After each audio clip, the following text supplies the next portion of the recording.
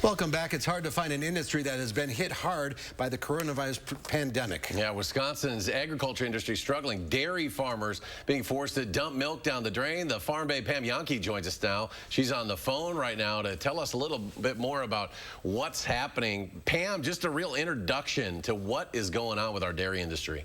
Okay, guys, it started about 10 days ago where dairy farms began receiving letters from various dairy cooperatives around the state cautioning them that they'd have to be speaking with their field representatives, get a plan together for how they were going to try to divert some of this milk into other markets, into other types of dairy products. Well, on March 31st, we got the first reports that dairies were actually dumping milk.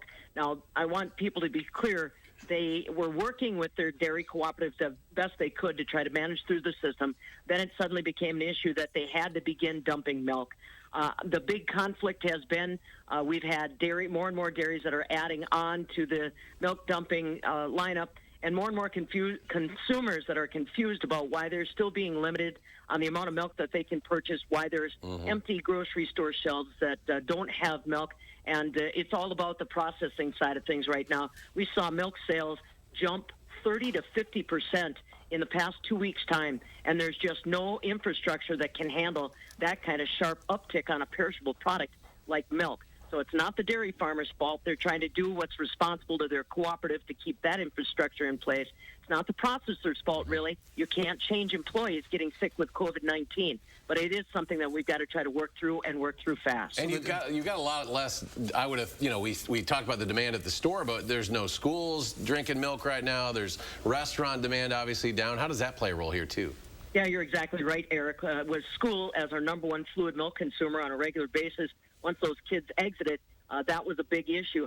Restaurants and bars, yes, that too, but more of the other dairy products like cheese curds, which impacts Ellsworth Creamery and cheese. But to your point, so people say, well, why can't you package that milk and donate it? Well, you made a good point. Kids drink milk in those small little containers, right?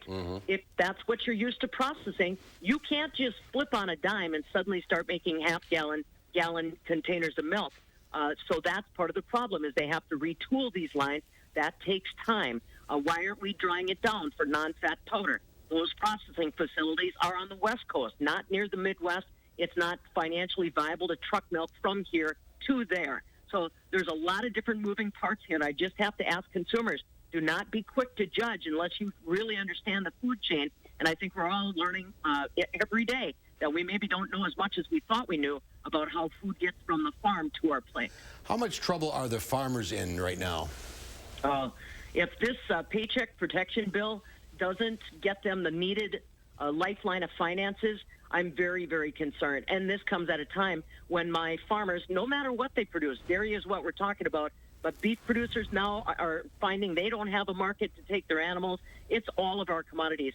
And if that paycheck protection under the CARES legislation doesn't give them that financial lifeline, I worry about just how many farms, we can replace cows, we can replace machinery. But what I'm concerned is our suicide rate was already the highest in Wisconsin history for farms.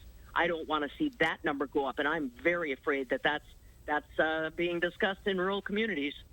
Yeah, it has been a very difficult time even before this happened for our dairy farmers in Wisconsin, and this is just another blow, and we're going to hopefully get through this, and we're going to do everything we can to help them. Buy some milk. Such a big, buy as much and be patient, as Pam said, to understand how this all goes down with the food chain. And some stores are still limiting what people can buy. Is that right?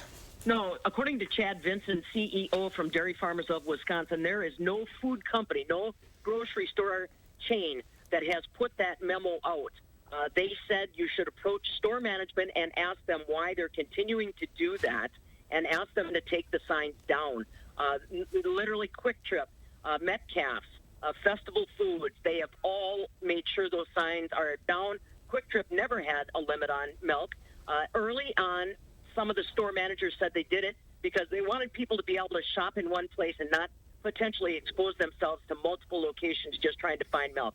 Okay, that's their solution, but in reality, we are getting the milk going again.